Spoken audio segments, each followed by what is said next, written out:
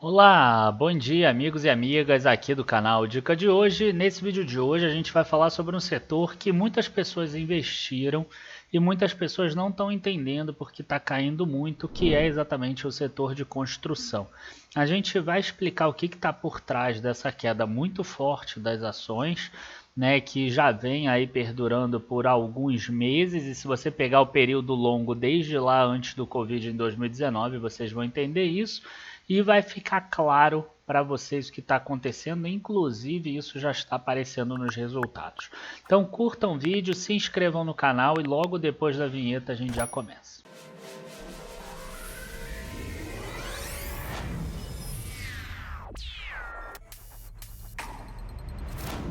Bom, pessoal, vamos começar aqui falando de um gráfico, né, que eu já vou compartilhar a tela e vocês vão ver, que é o gráfico do índice IMOB. Tá? O índice IMOB ele não é específico de empresas de construção, ele é de todo o setor imobiliário. Então aqui vai entrar também empresas de shoppings, empresas que usam o próprio imóvel para alugar, né? Igual a Log, por exemplo, igual a São Carlos, igual a BR Properties e etc.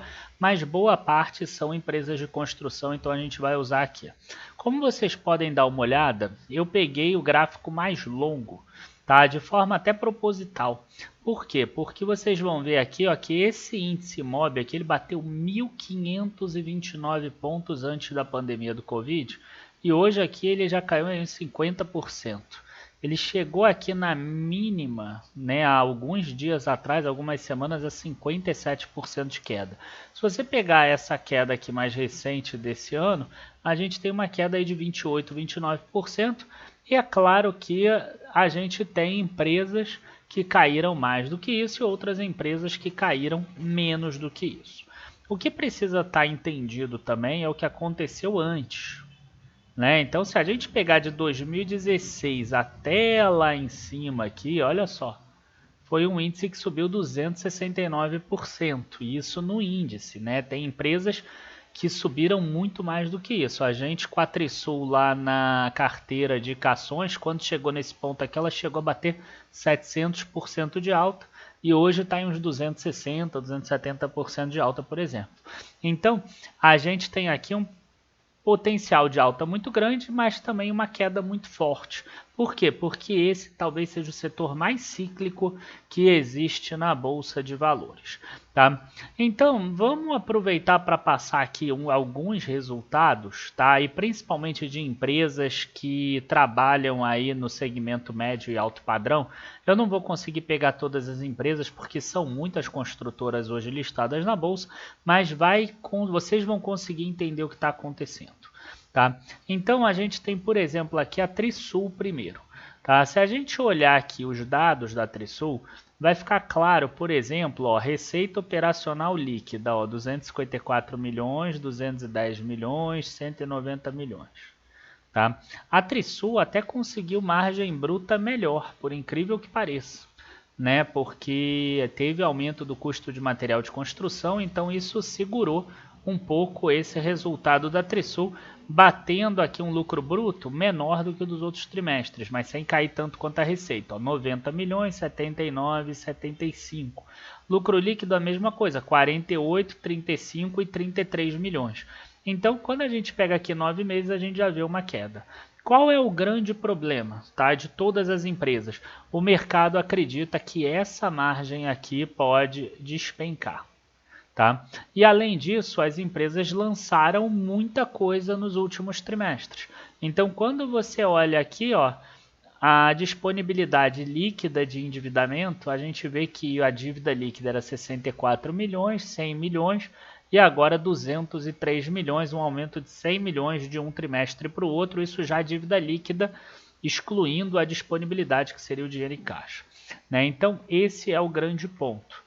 Tá? As empresas já estão com receitas menores, já estão até com vendas aqui menores, tá? Ó, venda líquida aqui menor, e até lançando menos, por exemplo, no caso da Trisul.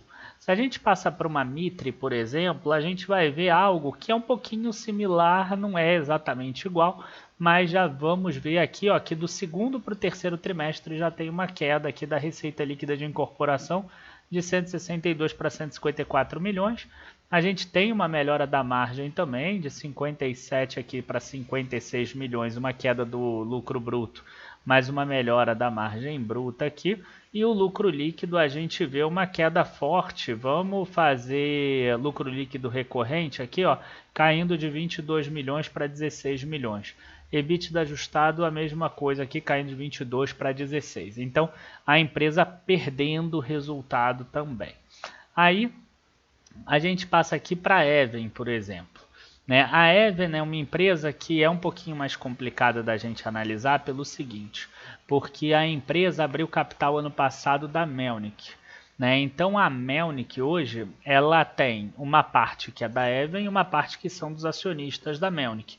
Então ela consolida todo o resultado, inclusive 100% da Melnick, só que parte disso é dos minoritários, né, dos acionistas da Melnick, como eu falei antes. Então quando chega aqui no final, a gente tem a participação de minoritários com 12 milhões de reais, quer dizer, o lucro líquido da Melnick aqui foi de 42 milhões e o lucro líquido da Even foi 63 milhões. Então, boa parte do lucro da Even veio de onde? Veio da Melnick, tá? E a Melnick que constrói mais lá no Rio Grande do Sul. Agora, quer dizer, o oposto, tá? Aqui é o ex-Melnick. Então, o lucro líquido maior veio do que não é a Melnick. Né? Ele veio da diferença aqui da Even menos a Melnick. Então, a gente tem essa situação aqui. Então, explicando isso, vamos voltar aqui para dar uma olhada naquela tabela para vocês poderem entender aqui a receita como um todo. E aqui a gente vê uma receita até em alta, né, de 522 milhões para 526 milhões, uma margem bruta ajustada de 30%. Esse 30% é maior, é maior do que o segundo trimestre, mas é menor do que as outras que são comparáveis. Mas quando a gente vem aqui para o EBITDA e para o lucro líquido, a gente já vê números menores aqui, ó, 73 milhões ano passado, 65, 64, e o lucro líquido aqui a gente vê 51 milhões, que é menor do que os 54 milhões do segundo trimestre. Tem que ver o que aconteceu aqui no terceiro trimestre, porque que teve essa diferença grande do EBITDA para o lucro líquido, o que não costuma ser normal. Tá? E uma outra coisa que é importante a gente verificar é esse resultado apropriar. Aqui após PIS e COFINS a gente já vê que existe uma redução da margem. E outra coisa que é importante a gente olhar é esse resultado apropriar aqui, porque são as receitas e os resultados futuros. Quer dizer, a empresa já de venda que ela fez e que ainda não terminou a construção, são 1.912 bilhões de receita apropriar, um número maior que no segundo trimestre, mas um resultado apropriar menor, o que significa que ela está construindo com margens menores aqui. Tá? Nesse caso aqui a gente tem uma dívida líquida alta, mas uma dívida líquida menor do que aquela do segundo trimestre. Então, resultado mais ou menos aí da Even para vocês darem uma olhada. Quando a gente passa para Lavir, por exemplo, a gente já vê aqui uma queda muito grande das vendas gerais de venda, de 603 milhões para 255 milhões. Ela teve um lançamento muito bom no segundo trimestre de 2021. E a gente já percebe isso aqui nas receitas líquidas, caindo de 260 milhões para 149 milhões, lucro bruto caindo de 109 para 64, apesar da alta da margem bruta. Tá? E a margem líquida aqui, uma margem líquida de 45 milhões de reais, com 45 milhões o lucro, uma margem líquida de 30,6%. A gente vê aqui uma queda muito forte do lucro líquido de 50%. Quando a gente compara com o ano passado, que a empresa ainda não tinha tanto capital aberto assim, né? Ainda estava no processo de abrir capital, a empresa tinha menos dinheiro para investir, menos dinheiro para lançar, então eram receitas menores e lucro líquido menor. Tá? Quando a gente vem aqui para o resultado a apropriar, a gente já percebe também uma redução de margem aqui de 38 para 37,8. E aí a gente vem aqui, por exemplo, para a EZTEC. A EZTEC costuma ser sempre a contrária. porque ela tem um processo muito azeitado, ela não trabalha com permuta, ela só compra terreno à vista e ela ainda consegue financiar os clientes dela no parcelamento porque ela tem muito caixa, ela tem um capital de giro maior do que as outras. E a gente vai perceber isso exatamente aqui. A gente tem a maior margem do setor, 50% margem bruta para a EZTEC, receita líquida crescendo em relação ao segundo trimestre de 2021 e um lucro líquido que você vê que é muito pouca diferença para o lucro bruto. Porque à medida que sobe a taxa de juros, como ela financia os clientes e a inflação, ela acaba ganhando receita financeira também. Então, a EZTEC aqui mostra um resultado muito resiliente, um aumento de 139 milhões para 145 milhões, tanto que em 9 meses aqui a EZTEC voa, né, 265 para 357 milhões. Então a EZTEC seria aí a oposto de todos. E para terminar, vamos pegar aqui a JHSF, só a parte da incorporação, tá? Vou passar aqui, ó, só vamos pegar essa linha daqui de incorporação. A gente vai ter aqui uma receita líquida de 331 milhões, tá? Um resultado EBITDA aqui de 219 milhões, por exemplo. O lucro líquido a gente não consegue pegar porque é uma holding, ela tem outros, mas vamos mostrar aqui que o segundo trimestre veio um número bem maior, 559 milhões, com resultado bruto de 438, uma margem bruta aqui enorme, né, de 78%, maior até do que a da EZTEC, e um EBITDA de 420 milhões.